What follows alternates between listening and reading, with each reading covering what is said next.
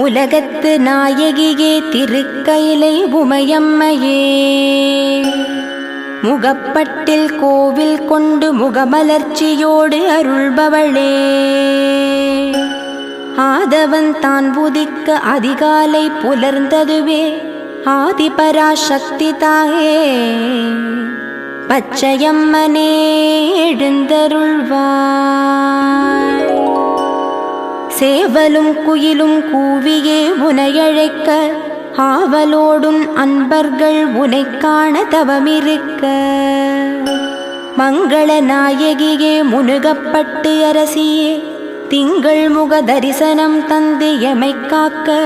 பஞ்சசக்தி நாயகியே பஞ்சாட்சரியே பச்சையம்மனே எழுந்தருள்வாய். நாதஸ்வர இசையில் பூபாள்